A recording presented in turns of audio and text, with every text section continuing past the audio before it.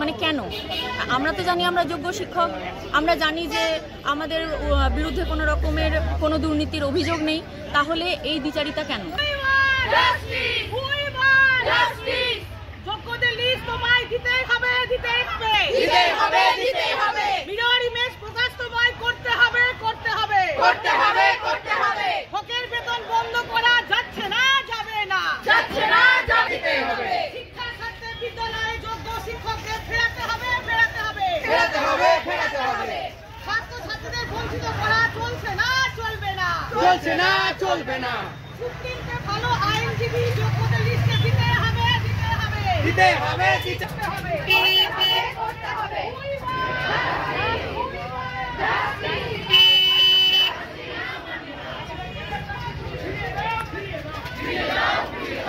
কেন জবাব চাই? জবাব দাও, জবাব চাই, জবাব দাও। যোগ্যদের চাকরি তুমি ফিরিয়ে দাও, ফিরিয়ে দাও, ফিরিয়ে দাও, ফিরিয়ে দাও। মন্ত্রীদের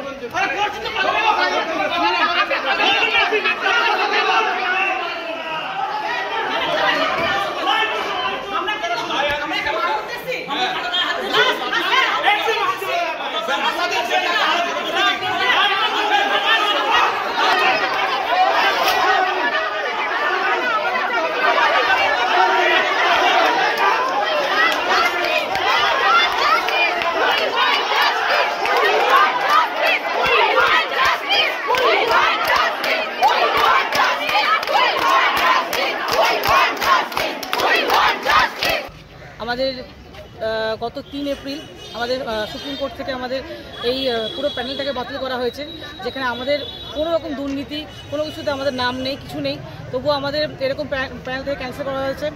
যার জন্য আমরা আজ ন্যায় বিচার পাওয়ার জন্য আমরা জেলায় জেলায় এই ডিআই অফিস অভিযান করছি। এরপর আমাদের আরও নানা রকম কর্মসূচি রয়েছে।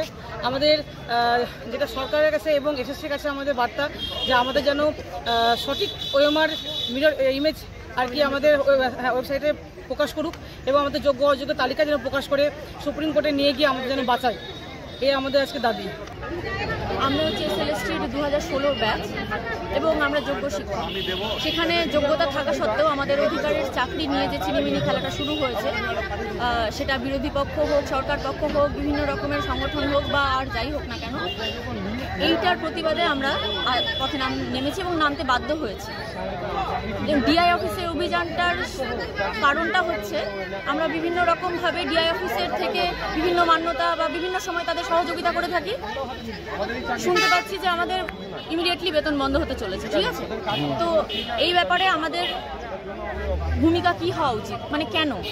আমরা তো জানি আমরা যোগ্য শিক্ষক, আমরা জানি যে আমাদের বিরুদ্ধে কোনো রকমের কোনো দুর্নীতির অভিযোগ নেই, তাহলে এই দ্বিচারিতা কেন? মানে কি, মানে কালো ব্যাজ পরে বিক্ষোভ মানে প্রতিবাদ জানাবেন নাকি? কালো ব্যাগ আরও কর্মসূচি রয়েছে, সেটা ওখানে গেলেই বুঝতে পারবেন। ওনাদের সাথে আমরা মানে কি বলবো, যে পর্যায়ে যেতে হয় সে পর্যায়ে যাব, কিন্তু আপাতত কাজ বন্ধ করব। মালদায় মোটামুটি ডিস্ট্রিক্টে কত শিক্ষক আছে? এখানে 700-800 আছে, শিক্ষাকর্মী দিয়ে প্রায় 1000 হবে।